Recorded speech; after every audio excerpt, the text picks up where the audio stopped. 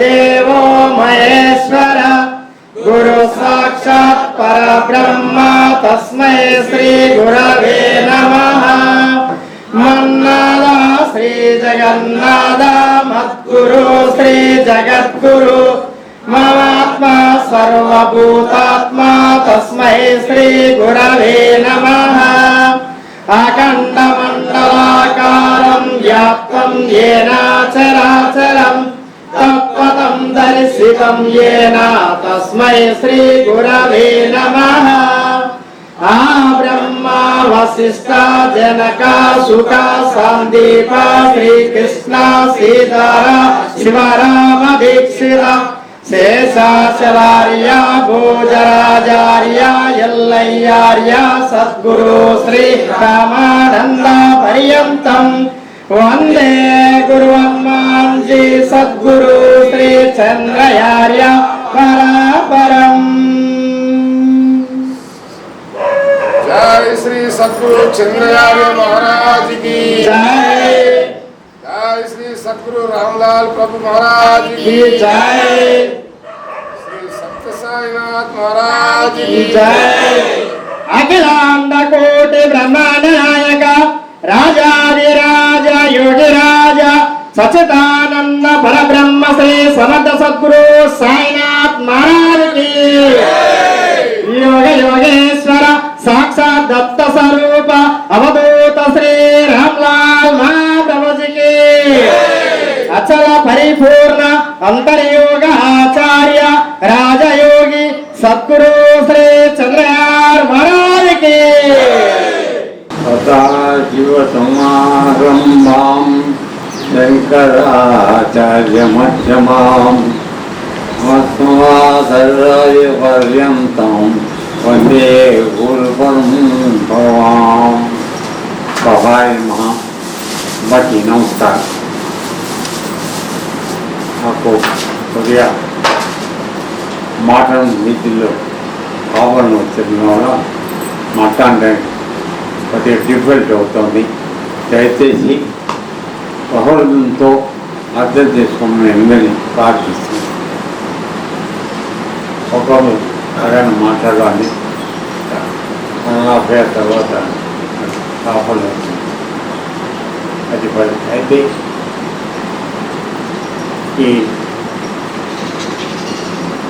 నిజామాబాద్తో జిల్లాతో మాకు గత 5-6 సంవత్సరాల నుంచి పరిచయం. మేము అప్పట్లో స్పోర్ట్స్ ప్రోగ్రాం చేసేవాళ్ళం. ఒక రామలాల్ ప్రభుజీ గారి దివ్య జీవన తత్వయోగ క్లాసెస్ ఒక వారం పాటు అన్ని హై స్కూల్లో చేసేవాళ్ళం. ఆ విధంగా ఈ రాధాకృష్ణ గారు మరి కన్నార్ స్కూల్ చేయడంలో మాకు పరిచయం. అసలు ఇక్కడికి నిజామాబాద్ అంటే మాకు మొదటిగా గుర్తు వచ్చే పేరు విజయలక్ష్మి గారు. నిజామాబాద్లో ఉంటుంది. ఆమె రాలేకపోయింది, త్వరగా వస్తుంది. సో అప్పటి నుంచి ఇక్కడ ఈ జిల్లాలో చాలామంది అత్యంత భక్తిపరులు ఉన్నారని మాకు అవగాహన కలిగింది. సో వాళ్ళతో అనుబంధం పెంచుకోవాలని చాలా కాలంగా అనుకోవడం అయినప్పటికీ మాకు సమయం ఇప్పుడు మాత్రమే దొరికింది. సో ఈ ఆశ్రమంతో ఇక్కడికి రావడం, ఆరోగ్యం గారు వాళ్ళ స్థానం చూడడం, తర్వాత మాకు స్వామి ఆలయం చూపించడం ఎంతో విధంగా ఉపయోగం ఉంది అని చెప్పి ఆలోచించి ప్రోగ్రాం ఇక్కడ చేద్దామని సంకల్పం చేశాం. అందువల్ల మీ అందరినీ కలవాలని చాలా ఉత్సాహంతో ఇక్కడ రావడం జరిగింది. ఎందుకంటే ఈరోజు మనం కార్యక్రమాన్ని సాక్షాత్ పరమాత్మ రూపం అయినటువంటి రాముల వారి దగ్గర ప్రారంభిస్తున్నాం. పరమాత్మ యొక్క అవతారమే రాముడు. సో ఆయన అనుగ్రహంలో ఆయన సమక్షంలో ఏ విద్య అయితే సాక్షాత్ రామచంద్రుల వారి గురువు వశిష్ఠుడు ద్వారా అందుకున్నాడో అదే విద్యని మా గురుదేవుల ద్వారా మాకు అందించబడింది. ఆ విద్యని వీళ్ళంత మందికి ముఖ్యంగా గ్రామాల్లో ఉన్న వాళ్ళకి అందించి వారిని మానవ జన్మకు వచ్చినటువంటి ముఖ్య ఉద్దేశం ఏదైతే ఉందో దాన్ని సఫలీకృతం చేయమని వారు మా గురుదేవుడు ఆదేశించడం వల్ల మేము చెట్టిపేట దగ్గర మా గురుగారు వస్తాము. పక్కన ఊళ్ళో ఎలుగురు ఈ 2 చోట్ల ఆశ్రమాన్ని పెట్టి మేము సేవా కార్యక్రమాలు చేస్తూ వెళ్తున్నాం. అయితే అప్పటి నుంచి ఇక్కడ రావాలనే సంకల్పం కదా లేట్ అయింది. ఇప్పుడు ఇది నెరవేరింది కాబట్టి ఇప్పుడు మా చేత చెప్పబడుతున్నటువంటి విషయం ఏదైతే ఉందో అది సాక్షాత్ రాముల వారికి అందించబడింది, శ్రీకృష్ణ వారికి కూడా అందించబడింది. ఇది సనాతనమైనటువంటి విద్య. అందువల్ల అతి ముఖ్యమైనది. ముఖ్యంగా 84 జన్మల అయిన తర్వాత మనందరం మానవ జన్మకు వచ్చాం. న్యాయానికి ఈ జన్మ తర్వాత జన్మలు లేవు. అయితే పైకి వెళ్ళిపోవాలి, లేకపోతే కిందకి వెళ్ళిపోవాలి, లేకపోతే ఇంకా దీని నరకలోకాలు వెళ్ళిపోవాలి. అది చెప్తాను కొంచెం 2 నిమిషాలు. నన్ను ఫాస్ట్గా మాట్లాడలేకపోతున్నాను. దయచేసి మీకు అర్థమవుతుంది. అక్కడ నాకు అర్థం కాలేదో నాకు చెప్పండి, మళ్ళీ చెప్తాను. సో ఈ 80 మనం వచ్చిన తర్వాత భగవంతుడు ఆయన దగ్గర ఉన్నటువంటి సర్వశక్తులు అందరికీ ఇచ్చాడు. కేవలం ఆయన్ని చేయడానికి మాత్రం ఒక చిన్న తెర అర్థం పెట్టుకోండి. ఎందుకంటే ఎవరు పడితే వాడు వెళ్ళిపోకూడదు. ఇప్పుడు ఇది తల వేసి పెడుతున్నారో లేదో ఎవరు చూడకున్నా. ఎందుకని మరుగు కావాలి, మరుగు దానికోసం.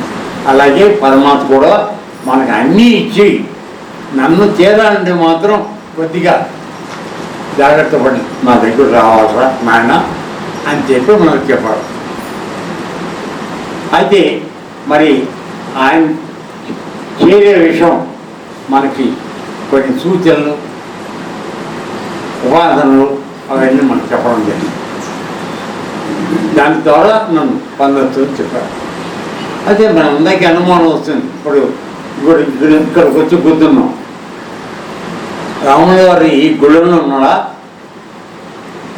దయచేసి చెప్పండి. ఆయన ఇక్కడ ఉన్నాడా? మొత్తగా ఉన్నాడా? అన్నిట్లో ఉన్నాడు. అయితే మనం గుర్తుపట్టడానికి వీలుగా కొన్ని ఆకృతికి తయారు చేసి అక్కడ పెట్టుకున్నాం. దానికి ఒక పవిత్ర చేతిగా మార్చుకొని మనం పూజాధికారులు చేసుకున్నాం. అసలు విషయం ఏమిటంటే అక్కడ కూర్చున్న రాముల వారు ఎవరైతే ఉన్నాడో ఆ రాముడి యొక్క అసలు స్వరూపం ఏదైతే ఉందో అది మనలో కూడా మనం కలిపేసి పెట్టినట్టుగా మనం లోపల ఉన్న పరమాత్మని తెలుసుకోకుండా కలిపేసి పెట్టుకున్నాం. అదే మన ఇద్దరి మధ్య ఉన్నటువంటి తెర అని నేను చెప్తాను. ఆ తెర అంటే ఏం లేదు, కేవలం మన మనసు. ఎందుకంటే ఆలోచించండి, ఒక విషయంలో మనకి ఒక సుఖం కలిగింది, ఒక కష్టం కలిగింది అని ఎవరు చెప్తే మనకు తెలుస్తోంది? ఈ కాళ్ళు చెప్తే చెప్తున్నాయా? ఎవరు చెప్తున్నాడు? ఎవరు చెప్తే మనకి బాధ, సుఖము, కష్టం ఇది తెలుస్తున్నాయి? అంతే కదా. అయితే ఆ మందు ఎంత గొప్పదంటే మనం సరిగా వాడుకుంటే ఆయన దగ్గరికి తీసుకెడుతుంది, లేకపోతే దాన్ని దుర్వినియోగం చేసుకుంటే ఎప్పటికీ మనం చేరకుండా చేస్తాం. ఇప్పుడు ప్రస్తుతం మనందరం కూడా ఆయనకి చేరకుండా ఏముందో ఆ పనులను చేస్తాం. ఎవరు వ్యక్తిగతంగా తీసుకోకూడదు, మనందరితో జరుగుతున్న పొరపాటు. అయితే ఇప్పుడు మనకేమన్నా మార్గం ఉందా లేదా అదే ముఖ్యం. అది తెలుసుకోవడానికి మీ అందరినీ కష్టపెట్టి ఇంత దూరం రప్పించి కూర్చొని నేను కష్టపడి ఇక్కడ రావడం ఎందుకంటే ఆ రహస్యం తెలుసుకుందాం. హృదయంతో ఆలోచించండి, అర్థం చేసుకోండి, మీ మనసులో నింపుకోండి. సో ఆ విధంగా ఉన్నటువంటి పరమాత్మ తనని పొందాలంటే కొన్ని మార్గాలు మనకు చెప్పాలంటే అవి మా గురువుగారి ద్వారా మాకు అందించబడింది. ముఖ్యంగా ఆయన సంకల్పం ఏమిటంటే గ్రామాల పట్ల ఉన్నటువంటి ప్రజలు చదువుతుంది కొద్ది తక్కువగా ఉన్నవాళ్ళు, ఆర్థికంగా వెనకబడి ఉన్నవాళ్ళు, తర్వాత కాయకృతాలు చేసేవాళ్ళు, ఇటువంటి వాళ్ళకి ఈ మానవ జన్మకు వచ్చినా కూడా ఈ జ్ఞానం అందట్లా. డబ్బున్న వాడు చేసుకున్నాడు, ఊళ్ళ దగ్గరికి వెళ్తున్నాడు, వాడు ఏది దొరికితే పొందుతున్నాడు, కానీ కదలేని వాడు దగ్గర ఉన్నాడు. కాబట్టి వీళ్ళ పట్ల అత్యంత శ్రద్ధ మీరు తీసి వాడికి అందించండి. బట్ ప్రపంచంలో 100 మందికి చేయడం కన్నా గ్రామంలో 10 మందికి మీరు చేయండి.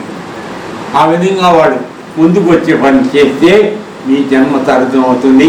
నేను మీ యొక్క గురువుగా నా యొక్క ప్రయత్నం ఫలిస్తుంది అని ఆయన మాకు ఆదేశం ఇవ్వడం వల్ల మేము 2002 నుంచి ఆయన శరీరం ఉదయించిన తర్వాత అప్పటి నుంచి ఈ కార్యక్రమంలో ఉన్నాము. మొదట్లో మా గురువుగారి పక్కన అక్కడ ఉండేవాళ్ళం. తర్వాత రెండో చోట పెరగూడని అక్కడ ఆశ్రమం నిర్మాణం చేసి గత 15 సంవత్సరాలుగా అక్కడి నుంచి ఉండి యోగా సర్వం చేస్తాను. ఆ సంబంధం వల్లనే మేము స్కూల్స్ రామరావు పత్రికారి విద్యను నేర్పడానికి అన్ని జిల్లాల్లో తిరగడం జరిగింది.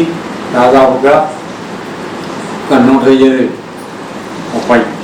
స్కూల్స్లో మేము ఉండి పిల్లలకి నేర్పి వచ్చాం, చేస్తున్నాం. కోవిడ్ వచ్చిన తర్వాత మానేయడం జరిగింది. దానిలో చేసినప్పుడు మేము ప్రత్యేకంగా ఏ గ్రామంలో అయితే ఈ స్కూల్ చేస్తున్నామో ఆ గ్రంథంలో గుడి ఉంటే అక్కడికి వెళ్ళి మేము గుడి బడి పోకడమని అక్కడ వాళ్ళకి ఈ అవగాహన అంతర్యోగం దీన్ని మేము చేస్తూ ఉండేవాళ్ళం. సో ఆ తండ్రులలోనే ఇప్పుడు ఇక్కడ రావడం జరిగింది. ఇప్పుడు విషయం ఏంటంటే మా గురించి పరిచయం స్పష్టంగా చెప్పాను, కొంచెం మీకు అర్థమైందని అనుకుంటాను. ఏమా తల్లి నా గురించి పరిచయం అర్థమైంది కదా. ఇప్పుడు విషయంలోకి వద్దాం. మరి భగవంతుడు మనలోనే ఉన్నాడని అనుకుంటున్నాం కదా, ఎక్కడున్నాడు, మనలో ఎక్కడున్నాడు అది మొదటి ప్రశ్న. ఉంటే ఆయన తెలుసుకోవడం ఎట్లా, ఏనికి సంబంధించిన విషయాలు మనం ఈ విషయాల్లో మాట్లాడడం జరుగుతుంది. ఎందుకంటే ఇప్పుడు సందర్భం వచ్చింది కనుక రాముల వారి అనుమతితో మేమందరితో ఒక విషయం చెప్పగలుగుతున్నాం. ఎందుకంటే రాముల వారికి కూడా 13 సంవత్సరాల వయసులో విద్యాభ్యాసం అయిపోయి చదువు అయిపోయి ఒక సంవత్సరం పాటు ఆయన దేశాటనం చేశాడు. అప్పుడు దేశంలో ప్రజల్లో పడుతున్నటువంటి కష్టాలు సుఖాలు అన్నీ తెలుసుకోవడం చేసేది. అయిన తర్వాత అనుకోకుండా ఆయనకు తీవ్రమైన వైరాగ్యం ఏర్పడింది. ఈ జన్మ ఏమిటి, ఎందుకు వచ్చాం, మనం ఏమి సాధించాలనుకుంటున్నాం, ప్రతి దానిలోనూ దుఃఖం తప్ప సుఖం అనేది లేదు. కాబట్టి నేను బతికుండడం అనవసరం, వివాహం చేసుకోను, రాజ్యం వద్దు, ఆఖరి నాకు మంచి బట్టలు కూడా వద్దని అతను నిర్వర్తించి ఎప్పుడు మూలలు వెళ్ళి కూర్చోవడం ఇవన్నీ జరగడం ఉంది. తండ్రి చెప్పకపోయేవాడు ఏం అవ్వలేదు. ఈ జీవితం అంత వేస్ట్. ఎందుకంటే ఆయన చెప్పిన చాలా విషయాలని మనం తర్వాత మాట్లాడదాం, నెక్స్ట్ మాట్లాడతాం చాలా వాడుగా. అదే ముఖ్యంగా నేను ఎత్తిన విషయాలు ఏంటంటే మానవ జన్మ మొదలైంది ఎవరండి? తల్లి గొప్పం కదా అమ్మ. మానవ జన్మ ఎప్పటి నుంచి మొదలైంది అంటే మనిషిగా మనం ఎప్పటి నుంచి గుర్తింపబడుతున్నప్పుడు తల్లి గర్భంలో వచ్చిన తర్వాత అక్కడి నుంచి ఎత్తుకున్నాడు రాములు గారు.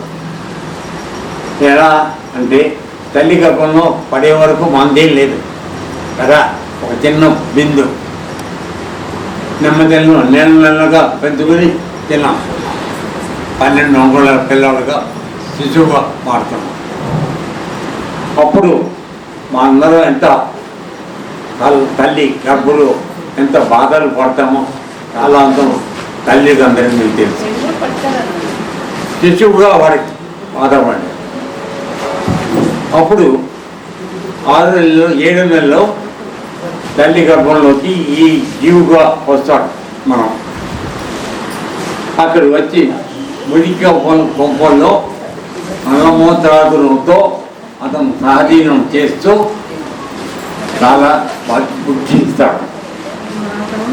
అప్పుడు భగవంతుడికి ఇప్పుడు నుండి విషయం ఏంటంటే వేదన నన్ను ఈ లోపల నుంచి బయటకు వేస్తే స్వామి ఆ విషయాన్ని మొదటగా ప్రస్తావించాడు. ఏంటంటే తల్లి గర్భంలో కొంటున్నప్పుడు మనం నానా కష్టాలు పడ్డాం కదండి. అప్పుడు అందరూ చెప్పింది ఏంటంటే వాడు నన్ను ఆ మురికిలో కోపం నుంచి బయటికి తీసుకొస్తే నేను నిన్ను సేవ విడిచిపెట్టాను అని చెప్పుకున్నాడు. అందరం చెప్పాం అన్నమాట. కానీ ఒకసారి మనం గర్భం నుంచి బయటకు వచ్చిన తర్వాత కైనీయుడు అని ధనుతారు. అది వాటిలో మంత్రదానం చేసేవాళ్ళు. ఇప్పుడు మనం అంత హాస్పిటల్లో ఉన్నాం. మంత్రస్నానం ఇప్పుడు లేదు.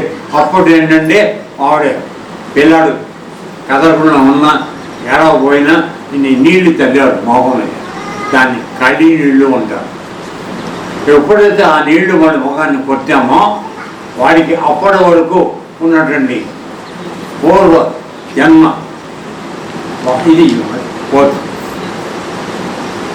అంటే అప్పటి వరకు పడమతో వాడి కనెక్షన్ ఉంది. ఆయన స్వరూపాన్ని చూస్తున్నాడు, ఆనందిస్తున్నాడు, అన్నీ జరుగుతున్నాయి. కానీ ఏ పూర్వజన్మ ఏ జన్మలో ఉన్నాడో కూడా తెలుసుకునే అవకాశం ఉంది. అప్పుడు ఒకసారి ఆ కళ్యాణులు తెలియన తర్వాత మనందరికీ ఆ స్ఫూర్తి పోతుంది. అప్పుడు ఎందుకు వాడు ఏం చేస్తాడు? ఏడుపు మొదలెడతాడు, క్యావ్ క్యావ్ క్యావ్ అని. అవునా? అంటే ఏం జరుగుతుంది నాకేం తెలియట్లేదు అన్నాడా? Very good. సో అయినప్పటికీ అప్పుడు తల్లిగారు ఏం చెప్తుంది? ఏళ్ళు ఉత్తిగా ఏం లేదు అంత మాయరాది అని బాధపడు తల్లిగారు.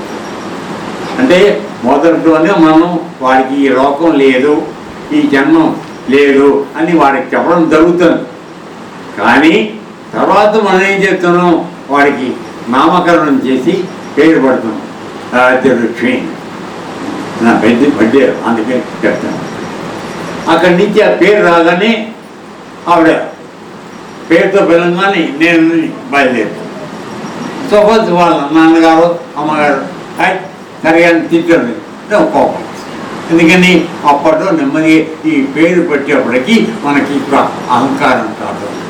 అందుకని అంటే కారణం ఎంతో చెప్తాను. ఎందుకంటే మనం తల్లి గర్భంలో ఉన్నప్పుడు మన శుద్ధ అహం, దానికి అహంకారం లేదు. ఎప్పుడైతే అహంకారం తీసుకుని బయటకు వచ్చామో అది అహం కాస్త అహంకారం అయింది. అహంకారం అహం ప్లస్ ఆకారం అయిపోయింది. సో దానికి ఓడిచేవి దానికి ఒక పేరు పెట్టాం. సో ఆ పేరుతో పిలిచేప్పటికీ దాన్ని ఎవరు తక్కువ చేసినా మనకి ఇమ్మీడియట్గా కోపం వస్తుంది. నిజానికి నువ్వు ఆ శరీరమా కాదు, కానీ దాంతో మమేకం అయిపోతున్నాం. ఆ విధంగా మనం పెరుగుకుంటూ వస్తున్నాం. ఇంకా పెరిగిన తర్వాత ఇంకా పెరుగుతుంది. ఇది ఎంతగా అవుతుందంటే ఎవరిని లెక్క చేయని పరిస్థితికి వెళ్ళిపోతుంది. సో మనం అంటే అప్పటి వరకు ఉన్న పరమాత్మతో అనుబంధాన్ని సంబంధం మనం తెగొట్టున్నాం. ఎక్కడి నుంచి వచ్చామో మర్చిపోతున్నాం. ఈ నమ్మకున్న ఈ శరీరంతో దీంతో మమేకం అయ్యి మనం వెళ్ళిపోతున్నాం. దీనివల్ల ఏం జరుగుతుంది?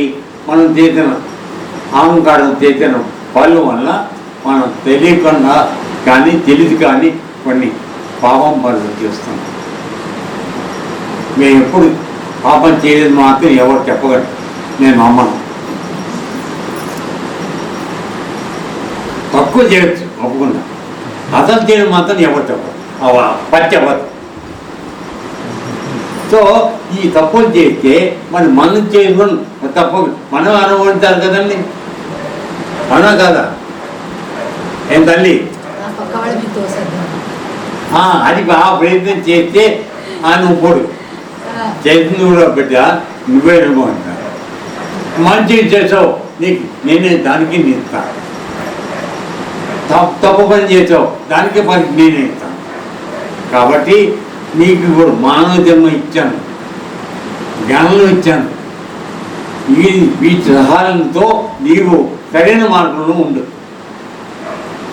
ఏ కష్టాలు వచ్చినా వెంటనే అన్నీ వదిలేయి.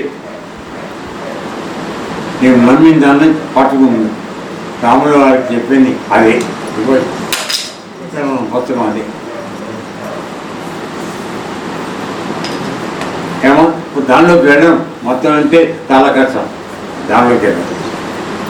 సో ఆ విధంగా ఆయన మొదలుపెట్టి తల్లి కడుపు పడి ఉన్న మొదలు నుంచి మన దుఃఖం మొదలైందని సంగతి ఒకటి చెప్పాడు. రెండోది బాల్యం అంటే స్కూల్కి పంపిస్తారు కదా, కనీసం మా టైంలో 4 గంటలకు పంపించేవాడు స్కూల్. 2 సంవత్సరాలు పంపిస్తున్నాను. ఎందుకంటే తల్లిగారు టైం ఉండవు, పెళ్ళాన్ని చూస్తాను. నేను అన్నాను ఏం చూస్తున్నాను, ఖర్చు వేయ ఖర్చా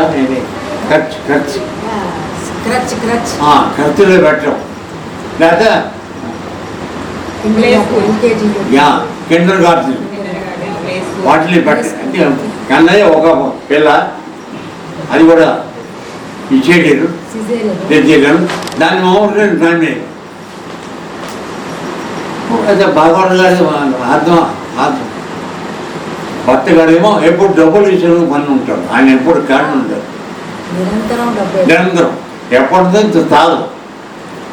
ఒకవేళ ఆయన చాలు అని అన్న ఈవిడ వరకు పక్కవాడు బాగా సంపాదించడం తింటాడు ఏంటి. సో ఈ విధంగా మనం వెళ్ళిపోయి చేస్తాం. సరే ఇప్పుడు పిల్లవాడు వచ్చేటప్పటికి వాడికి కూడా అహంకారం వచ్చింది కదా, నేను. సో అప్పుడు వాడిని ఏదైనా హ్యాయ్ అన్నవాడికి ఏంటన్నావు అనే పరిస్థితికి వచ్చావు. అవునా కదా? మా చిన్న పడితే నాకేవాడు పీకేవాడు, ఇప్పుడైతే లేదు. అందువలన పూర్తిగా మనం పిల్లాడితో పాటు వాడి అహంకారం కూడా పైకి పెంచుకుంటూ వస్తాను. అమ్మా స్కూల్కి పంపిస్తాను. అక్కడేంటి ఏం తప్పది ఉండదు. వెళ్ళగానే పొట్టు పట్టిస్తాం, పడుకోబెట్టిస్తాం, లేపింటి లే కదా. ఆ తర్వాత వాడు 6 నెలలు అయిన తర్వాత అనేది వాడికి పెళ్లి చేస్తే ఒక గీత వేయిస్తారు.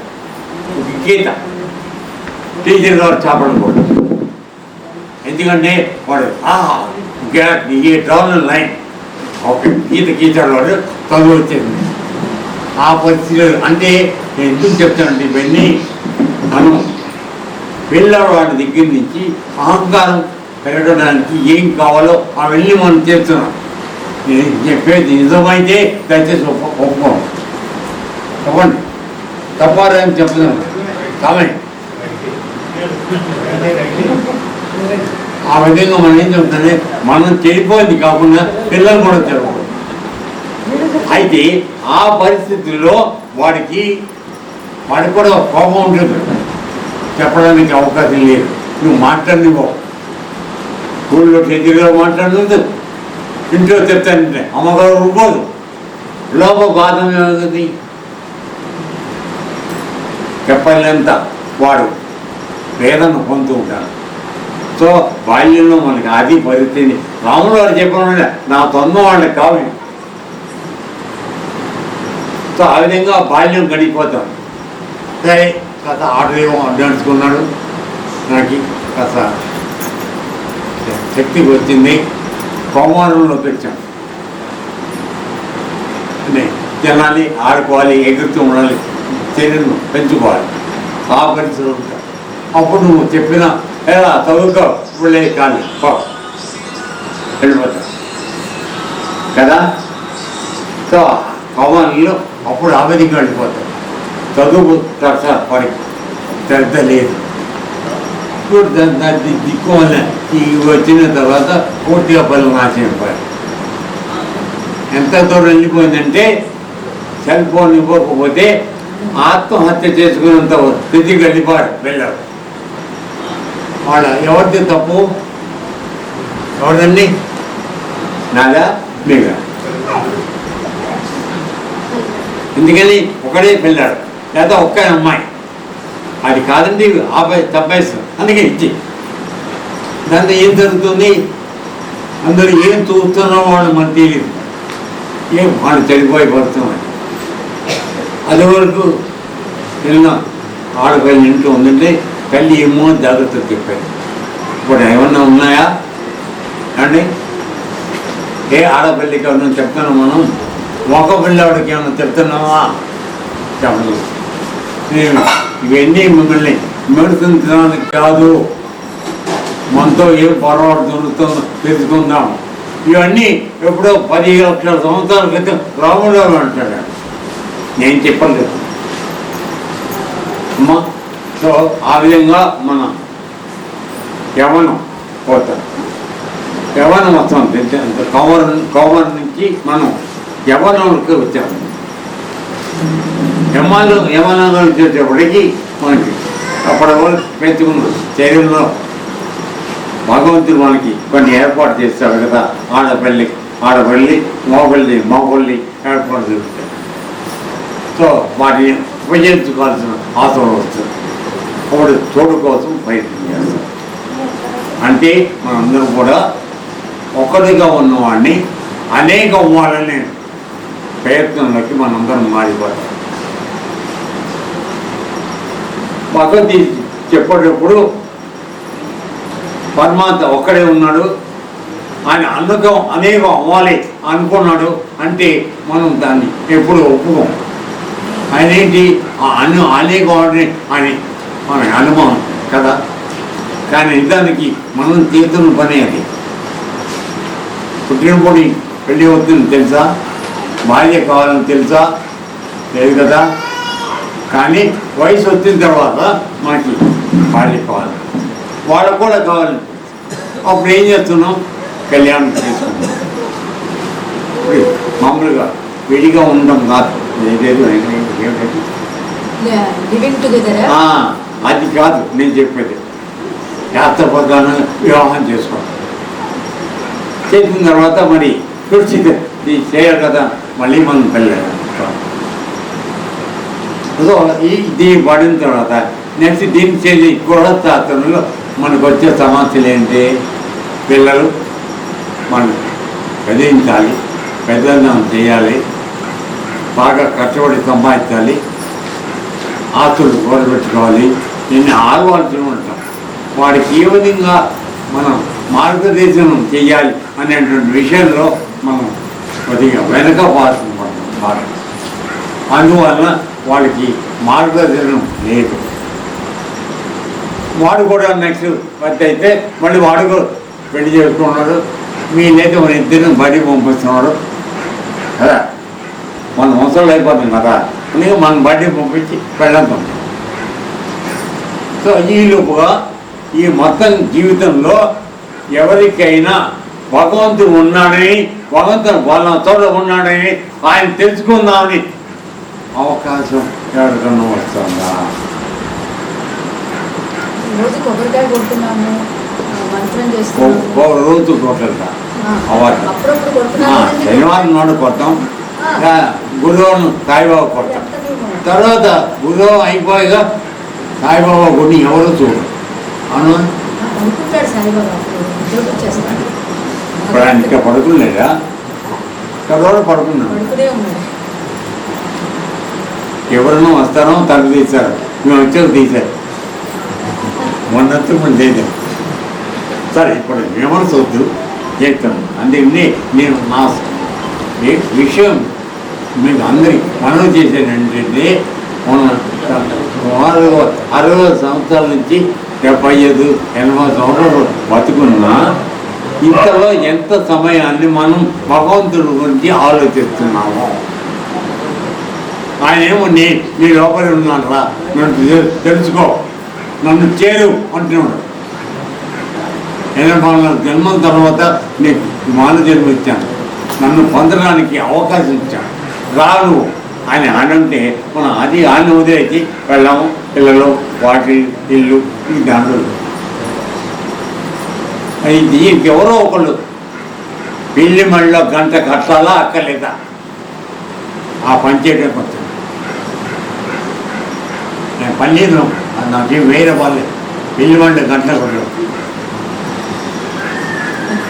అందువల్ల దయచేసి జీవితాన్ని వ్యవధా చేసుకోవచ్చు. కొంత సమయం ఇచ్చించండి. తర్వాత ఆనందం తర్వాత లేదు, ఇంకా జన్మ లేవని చెప్పగలను. ఇందాక ఏమ్మా చెప్పింది గుర్తుందో మర్చిపోయారా? ఆనందం తర్వాత జన్మ లేవని చెప్పను కదా. అయితే మరి ఏం జరుగుతుంది అంటే అది కూడా భగవద్గీత ప్రకారం చెప్తాం. మనకి 3 దారులు ఉన్నాయి, 4 గట్టిగా మాట్లాడు. మొట్టమొదటి మార్గం ఏంటంటే,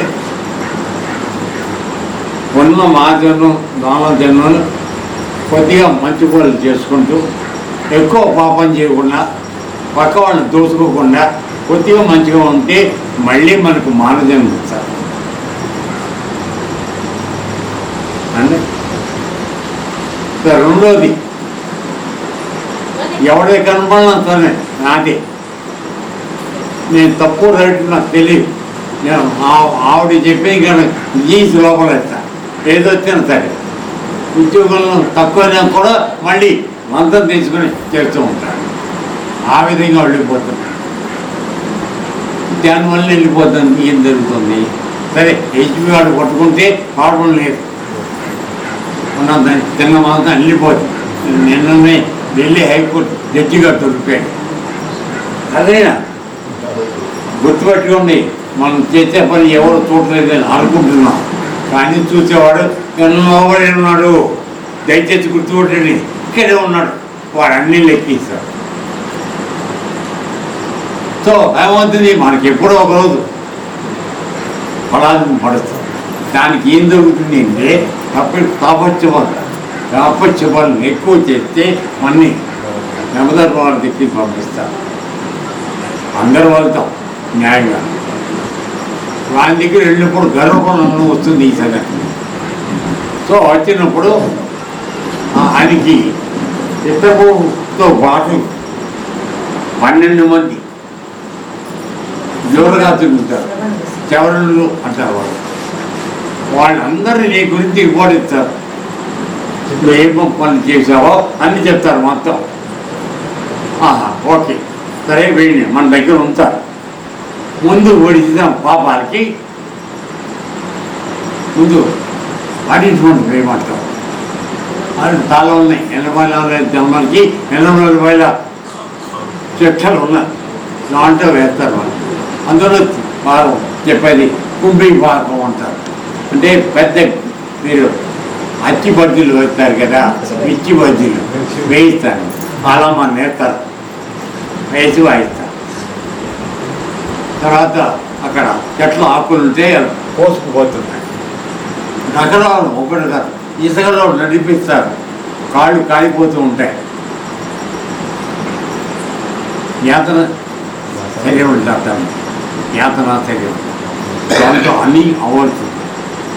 ఇది అయిన తర్వాత చేతుల పాపం పనులకి మళ్ళీ జన్మ ఇస్తారు.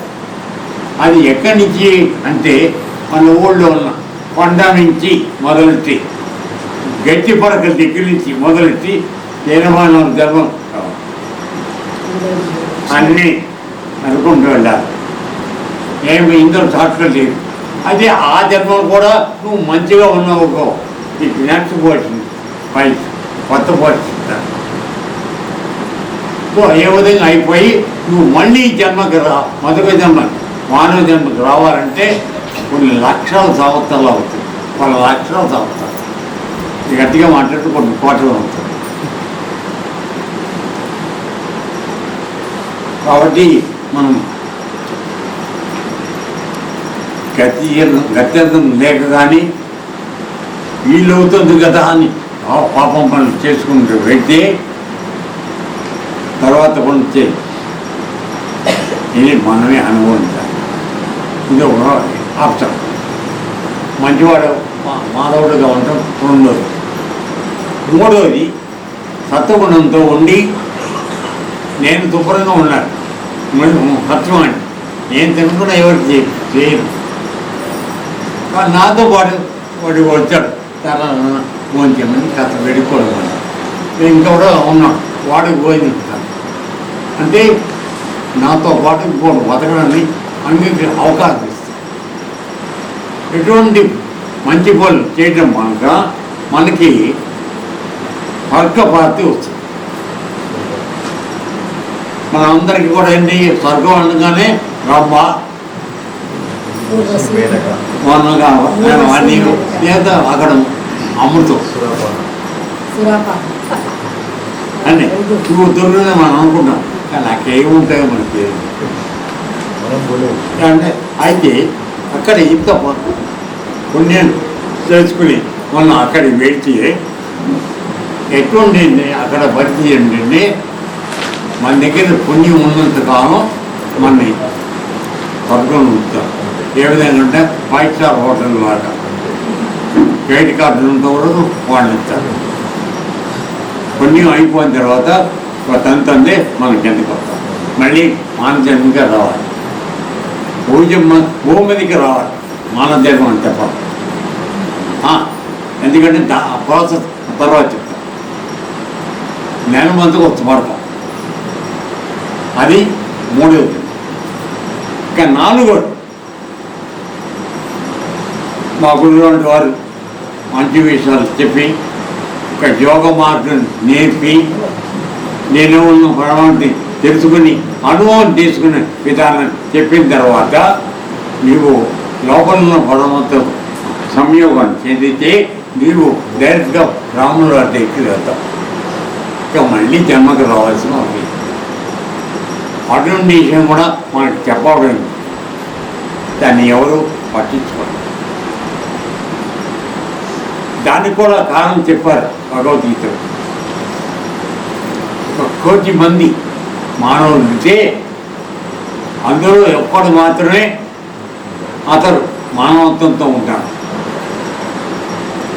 అటువంటి 1 కోటి మందిలో ఉన్న మానవత్వంతో పరమాత్మ ఎక్కడున్నా అని తెలుసుకోవాలని ఉత్సాహంతో ఉంటాడు వాడు.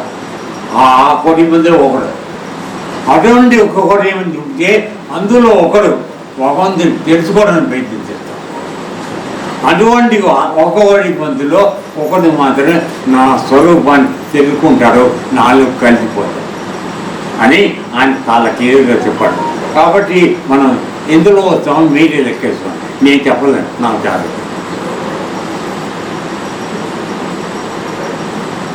అందువలన ఈ 4 రోజుల్లో ఏ విధంగా మనం చేస్తే మంచిది మీరు చెప్పండి. మీ అర్థమైనంత చెప్పండి దయచేసి. ఏ మార్పులను మనం వేస్తే మంచిది మాట్లాడండి తల్లి, అమ్మ, అత్తమ్మ, అక్కమ్మ. ఎందుకంటే హాయిగా రోజు పులావ్ చేసుకుంటుంటే బాగుంటుంది. పులావ్ కావాలి మనకు, చక్కగా పులావు రుచిగా వండుకొని మనిషి జన్మ అంతే కదా ఇస్తాము. రుచులుగా వండుకోగలరు. జంతువులు వండుకోగలవా? జంతువులు వండుకోలేవు కదండి. అమ్మగా మనలాగా వండుకుంటాయి. పాపం ఏం దొరుకుతుంది తింటే మనకు ఉంది కదా, మనం హాయిగా ఎంజాయ్ చేద్దామండి. ఎందుకు ఇంత కష్టమా ఈ పాపం వాళ్ళందరూ నిజం ఆనందిద్దాం, సంతోషం. మరి తిన్న తర్వాత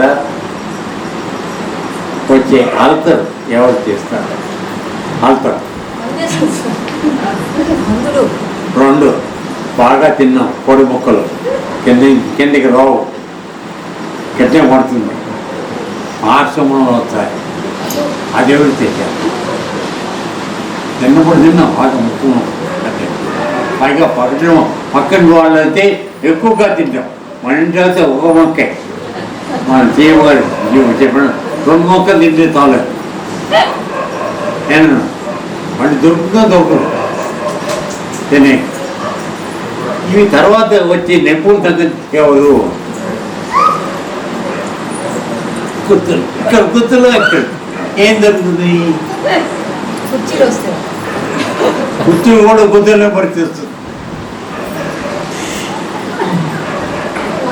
సో నేను ఎందుకు చెప్పానంటే తిన్నాం, మరి బాగుంది, బయట ఉన్నాం తిన్నాం, దాని తర్వాత పరిస్థితి ఏంటి? సో తెలివి ఉన్నవాడు, బుద్ధి ఉన్నవాడు అయితే జాగ్రత్త ముందే ఉండాలి. నేను చెప్పేది అట్లాగే నీకు తెలివితేటలు ఇచ్చి నన్ను చేరే మార్కులు చెప్పిన తర్వాత దాన్ని పక్కకు పెట్టి ఎప్పుడు చూసినా మా ఆశ్రమంలో కూడా చెప్తున్నాడు, ఏదా రండిరా నువ్వు చేయండి, ఏ కబురు నువ్వు చెప్పు పట్టది పడు కదా కనుక మావాడే సీనియర్ మాత్రం ఎప్పుడు చూసిన వాడికి పొట్ట తీపడే.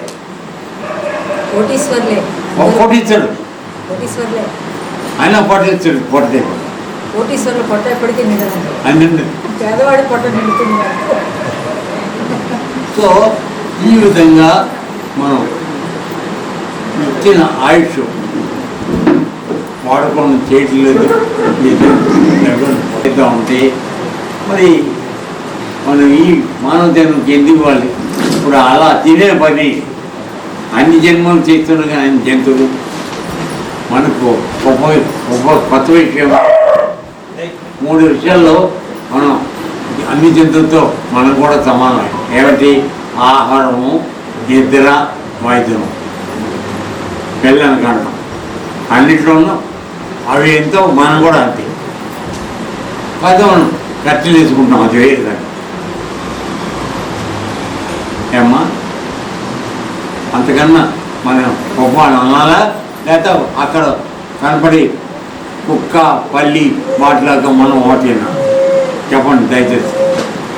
మాట్లాడకూడదు, మనం మాట్లాడకూడదు, కేవలం మనం మనస్సు విప్పి మాట్లాడకూడదు. సో మనం విన్నమ్మ ఏంటంటే మనం ఆ జంతువు కన్నా భిన్నంగా ఉన్నామని అనుకుంటున్నాను కనుక, సృష్టి అంతా నా చేతులు ఉందని మనం అనుకుంటున్నాం కనుక దాన్ని తగ్గట్టుగా మనం పరిస్థితాలా అక్కడ ఏం కదా.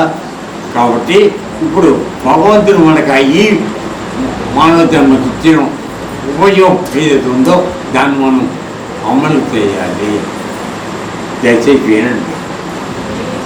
దానికి మార్గం ఉంది, మార్గం లేకపోతే భగవద్గీతలో నిన్న ఫుల్లు రాసి పెట్టాడు. పాలన చేస్తాం, దాన్ని అసలు అంటే గౌరవపరచుకోరు. నేను రోజు పాలన చేస్తానండి. ఆ పాలన ఏం చెప్పాడు అది ఎవరు పట్టించుకో కాదా తల్లి? తనను చేరడానికి మార్గం ఏదో ఉందో అది భగవద్గీతలో చెప్పబడింది. మా అంత ముందు రాముల వారు చెప్పబడింది 10,00,000 సంవత్సరాల ముందు. అంతకుముందు గురుగీత చెప్పండి. అంత గురుగీత శివుడు పార్వతీ చెప్పాడు. అంత సనాతనే మన దగ్గరికి వచ్చేప్పటికి మనకి జీవితాలు పెరిగిపోయి కానీ అతను ఉండాల్సింది కామన్ సెన్స్ లేదు. ఇది ప్రాబ్లం అవుతుంది. ఏమైనా మనం ప్రయత్నం చేద్దామా వద్దా? పెద్దలు ఇంతమంది వచ్చారు, ఈ విషయాన్ని తెలుసుకోవడానికి మనం ప్రయత్నం చేద్దామా? ఒత్తిడి పెట్టడం నా ఉద్దేశం కాదు. చేసేసి ఆలస్యం అయిపోతుంది. జీవితం గడిపేస్తున్నాం. వచ్చి వస్తూ ఎప్పుడు వస్తుందో మనకు తెలియదు. మనం వచ్చిన పర్పస్ అది మనం తెలుసుకొని దానికోసం ప్రయత్నించడం అవసరం అంటారా లేదా? గురువు ద్వారా తెలుసుకోవాలి. గురువు లేకుండా ఈ విద్య రాదు అని అనుమానం. ఎందుకంటే రాముల వారికి కూడా గురువు ఉన్నాడు, కృష్ణుడు కూడా ఉన్నాడు, మా గురువు కూడా ఉన్నాడు, మా గురువు కూడా ఉన్నారు. వాళ్ళ ముగ్గురు పట్టుకుని ఇక్కడ పెట్టారు. వాళ్ళు లేకపోతే మేము లేవు. వాళ్ళందరూ ఆ విద్యని కాపాడి కింద వాళ్ళని అందించితే వాళ్ళ మీతో వచ్చి మాట్లాడలేదు. లేకపోతే వచ్చేవాళ్ళు కాదు, నాకు తెలిసి. సో ఆయన ఇచ్చిన బాధ్యత 10 మందికి చెప్పండి, దాన్ని ఈ మార్గంలో తీసుకోండి అని చెప్పడం వల్ల ఆయన తరఫున మిమ్మల్ని అడగడం జరుగుతారు. ఎంతమంది ముందుకు వస్తారు చేస్తే మీకు అందించడానికి మేము రెడీగా ఉన్నాం. మా జీవితం దీనికోసమే కేటాయించాం, అక్కడ చేస్తున్నాం. ఇప్పుడు ఇక్కడ రమ్మని రాముల వారి ఆదేశం జరిగింది. మీరు నమ్మించి నమ్మండి. అతను ఇక్కడ వచ్చే వరకు ఇక్కడ గుడి ఉంది కూడా నాకు తెలియదు. సో ఏదో ఉంది ఇక్కడ కొంతమంది దేనికి అర్హులు కొంతమంది ఉన్నారు. కాబట్టి వాళ్ళకి అందించడానికి ప్రయత్నం చేయడం మంచిది మాకు అనిపిస్తుంది. దాన్ని ఎంతో సహకారం.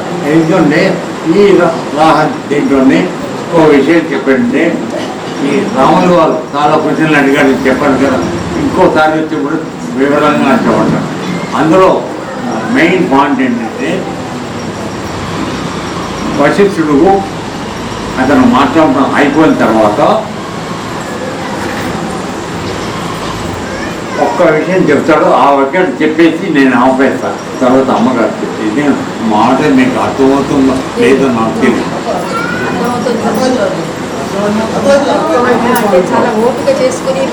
ఎందుకంటే నాకు రావడం లేదు, ప్రాబ్లం ఉంది. అయినా కూడా ఏంటంటే మిమ్మల్ని చూసిన సంతోషంలో నేను మాట్లాడుతాను. 2 సంవత్సరం అయింది మాట పోయి. ఓకే, ఇప్పుడు అందులో చెప్పింది ఏంటంటే ఒకటే ఒక సూత్రం చెప్పాడు వశిష్ఠుడు రాముడు. ఏంటంటే ఈ మానవ జన్మ కూతురు గుర్తివా ప్లీజ్ కూతురు కూర్చో. ఏం లేదు, నా రిక్వెస్ట్ ఏంటంటే మీరు ఎప్పుడైతే పక్కకు జరిగిపోయి మా చేస్తారో నా ఏకాగ్రత పోతుంది. అందుకోసం మీరు దండం పెట్టి చెప్తాను. చేసి రాముడికి కూర్చొని నన్ను మాట్లాడి ఈ పడుకులు నావి కావు. స్వామిని ఇచ్చే మాట చెప్తాను దయచేసి పెన్. సో రాముడు వారికి ఆయన చెప్పి ఆయన అన్ని చదువులు అడిగారు కదా. పుట్టిన మనిషి చచ్చిపోయే వరకు జీవితం అంతా ఏడుపు జరుగుతుంది, నాకు ఎందుకు వద్దు అని చెప్పన్నారు కదా. దానికి ఆయన చెప్పారు ఏంటంటే మిగతా జన్మలని వదిలేయి, నువ్వు మానవ జన్మకు వచ్చిన తర్వాత నీవు జన్మ తీసుకున్నప్పుడే పూర్వ జన్మలు చేసుకున్నటువంటి కొన్ని పురుష ప్రయత్నాలు అవి శుభకరమైన అవచ్చు, అశుభకరమైన అంటే పదవి చెడు ఏదైనా పురుష ప్రయత్నం అవి చేస్తే వాటి యొక్క నువ్వు ఈ జన్మకు దాని మూల కారణం అంటాం. ప్రహారం కారణం మూల కారణం మూలత్వం కారణ తెలియదు కారణ తెలియదు అంటారు దాన్ని.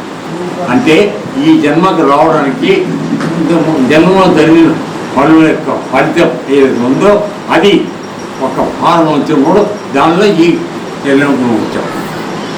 ఈ శరీరంతో ఒక రూపం వచ్చింది, దానికి ఒక పేరు వచ్చింది, ఇల్లు తెలియదు. అయితే నీవు చేసినటువంటి మంచి పనులు కానీ చెడ్డ పనులు కానీ కూర్చోబడి అవి కూడా నీతో వచ్చాయి. ఇంకా భగవద్గీతలో చాలా క్లియర్ వచ్చేస్తాడు ఏంటంటే మానవుడు చేసినటువంటి పాపకర్మలు పుణ్యకర్మం వీటితో పంచభూతాలతో నువ్వు చేసింది. ఎందుకంటే ఈ శరీరం పంచభూతాలతో ఏర్పడేది. సో పంచభూతాల సహాయంతో నీ మనసుతో నువ్వు చేసిన అన్ని కర్మలు నీకు నెత్తి మీద పెట్టి పంపిస్తాను. అవి నా దగ్గర ఉండవు. దాన్ని పెట్టుకుని నువ్వు మారణ మూడవ దీనిలో మౌనకారం మూడవది కారణ శరీరం. దాని ద్వారా నువ్వు ఈ శరీరాన్ని ధరించావు. దాని లోపల ఈ రెండు ఉన్నాయి మనం చేసిన వాటికి అనుగుణంగా మనం ఈ జన్మలో మనం పనిచేస్తాం. ఒక పిల్లవాడు పుట్టగానే దొంగ అంతిపోతున్నాడు, అదే ఇంకో పిల్లాడు మంచి పిల్లలు దిగిపోతున్నాడు. ఒక ఆడపిల్ల చనిపోయింది, ఒక పిల్లలు మంచిగా వస్తారు. ఎందుకు జరుగుతుంది? తల్లి కన్నది ఒకటే, ముగ్గురు పిల్లలు నాలుగు పిల్లలు 4 రకాలు మారుతున్నాడు. తల్లి ఒకటే, తండ్రి ఒకటే. ఎందుకు మారుతున్నాయి అంటే పూర్వ జన్మలో మనం చేసినటువంటి పాపత్యముల ఫలితాన్ని బట్టి మనం మన వ్యక్తిత్వం మన వ్యక్తిత్వం అది వస్తుంది. అయితే వచ్చిన తర్వాత మన చేతిలో వెళ్ళింది కదా. ఇప్పుడు నేను ఇలా పుట్టాలని నాకు తెలియదు, జరిగిపోయింది. అయితే ఈ చేతిలో ఉన్నది ఏమిటి అంటే నువ్వు ఒక మంచి జీవితాన్ని మానవ జన్మను బతుకు మంచి సార్వత్వం చేసుకోవడానికి ఒక మంచి ఆదర్శం పెట్టచ్చు. ఆశయం అంటే పూడ్చిపోయి మంచి ఇచ్చేది. ఆ పూడ్చిపోయి చేసేటప్పుడు కొన్ని ఇంత జన్మలో ఉన్న పాపకర్మలు మంచి కర్మలు అడ్డం వస్తాయి.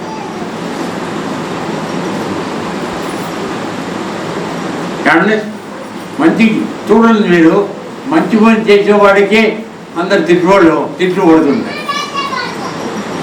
మంచుకొని చిన్నప్పుడు చదువుకున్నాం కదా, అల్లా చేసే కుర్రాడు ఇప్పుడు చదువుకున్నాడు మాస్టర్ గారు.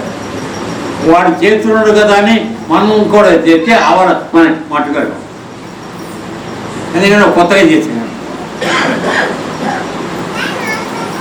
సో ఇక్కడ ఇప్పుడు రహస్యం ఏంటంటే నీ దగ్గర ఉన్నాయో అది నీ దోల అడ్డం వస్తాయి, వాటిని పక్కకు తోసి నువ్వు నమ్మకం ఏ ఆశ సిద్ధాంతం ఏదైతే ఉందో దాన్ని పట్టుకో.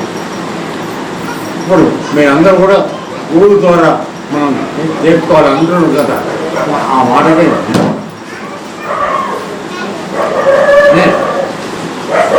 కేవలం మీకు పాయింట్ చెప్పడానికి ప్రయత్నం చేస్తున్నాం అంతే, మిమ్మల్ని బలవంతం పడడానికి కాదు. మీరు వ్యక్తిగతంగా చెప్పారు, గురువు ద్వారా నేను తెలుసుకోవాలి అనుకుంటున్నాను. కాబట్టి ఆ గురువు వస్తే గురువుని ఉపయోగించుకో. అప్పుడు వెనక్కి అటువంటి మధ్యలో వస్తుంది, ఫ్రెండ్ వస్తాడు మన గురువు గుడికి ఎలా మందు కూడా రమ్మని చెప్తాను. గుడికి ఉదాహరణ నువ్వు వెంటనే పట్టు కదా రమ్మని వెళ్ళిపోవనుకో, గురువు విషయం పోయింది కదా, గురువు విషయం పోయిందా లేదా? అర్థమవుతుంది దానికి అర్థం కాదు. స్వామి తన్ మన దాని మూడు విషయాలతో గురువు అది మరి చాలా పెద్ద మాట చెప్పారు. తర్వాత తర్వాత వద్దాం. గురువు దగ్గరికి వెళ్ళాక దెన్ మనం ఇవ్వాలి 3. అవి ఏమిటో కూడా చెప్తాం మాట.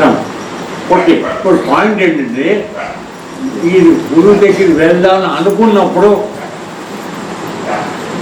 మేము ఇక్కడికి వచ్చారు. ఆయన వచ్చి వెళ్దాం మాట అన్నాడు. మీరు వెళతారా వెళ్ళి అప్పుడు ఇదేమైంది అనుకున్నాం. తనుకోవడం సంకల్పం పోయింది కదా, గురువు ఏం లేదు దానికి. సో ఇది ఎందుకు చెప్తానంటే మనం ఒక మంచి పని చేద్దాం అనుకున్నాము, కొన్ని ఆటంకాలు వస్తాయి.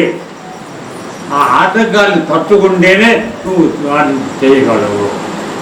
వచ్చిన తర్వాత గురువుకి 3 చెట్టు వేరమాట అంటే ఏమంటాడో అది చెప్తాను తర్వాత. సో అక్కడ భవిష్యత్తులో వారు చెప్పేది ఏంటంటే నువ్వు మంచి పని చేద్దామని ప్రయత్నం చేస్తే ఆటోమేటిక్గా ఆటంకాలు వస్తాయి. వాటి పక్కకు తోడి నీవు దేన్ని చేయగలను దాన్ని పట్టుకో, అప్పుడు నీకు విజయం వస్తుంది. నీ భవిష్య ఫలితం సఫలీకృతం అవుతుంది, పరమాత్మ చేస్తావు. అంతేగాని దేవుడు లేడు, నాకు గతి లేదు, తర్వాత దేవుడు నా మీద దయ చాలలేదు, నాకు అదృష్టం లేదు, ఈ చెత్త మాటలను మాట్లాడించు. నేను చెత్త మాటలని చెప్పు. ఎందుకంటే చేతగా ఉండే మాటలు పట్టు నిలబడిపో. కానీ అంతా పాటు గట్టిదనం సందేహం ఉన్నారు. అప్పుడే వీళ్ళు గుడికి వెళ్ళే ఉభయం ఏం సమయం. సో అందువలన ఆయన చెప్పిన రహస్యం ఇదే.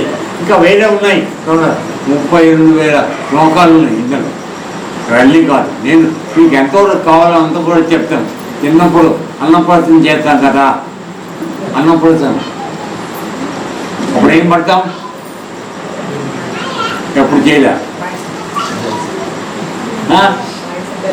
పాయసం పడతాం, అంతేగాని చికెన్ ముక్కలు పెట్టాం కదా, లేక ఆవకాయ ముక్కలు పెట్టాం. సో కాబట్టి నేను మనోదేశండి మీరు అన్నప్రయత్నంలో ఉన్నారు. పెద్ద తర్వాత మాట మనకి అంత ముందుకు రావాలి, అప్పుడు చెప్పాలి. ఇప్పుడే అన్నీ చెప్పేస్తే ఎంతవరకు అర్థం ఉంటుందో అసలు రేపు మానవుడు రావడం మానే తరగతి నేను తల్లి. అందుకని మీకు ఇంట్రడ్యూస్ చేస్తాను సబ్జెక్ట్. కాబట్టి జీవితాన్ని మనం మానవ జన్మని అతిలోకం చేద్దాం అనుకుంటే ఇదే సరైన సమయం. దీని తర్వాత ఏం జరుగుతుంది మనకు తెలియదు. కాబట్టి దీపం ఉండగానే ఇల్లు తక్కువ ఉన్నాం కదా, దీపం ఉన్నప్పుడు ఇల్లు తక్కువ చెప్పమాట.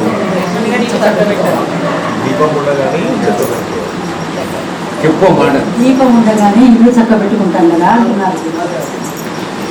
ఆ దీపం అంటే మన లోపల పరమాత్మ. ఆయన పోయిన తర్వాత నువ్వు చేతి శాస్త్రం చేస్తారు.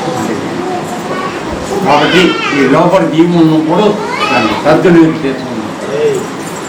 అది మిమ్మల్ని చెప్పడానికి మీరు ఎంతవరకు అర్థమైందో రేపు పొద్దున డౌట్ మాట్లాడదాం.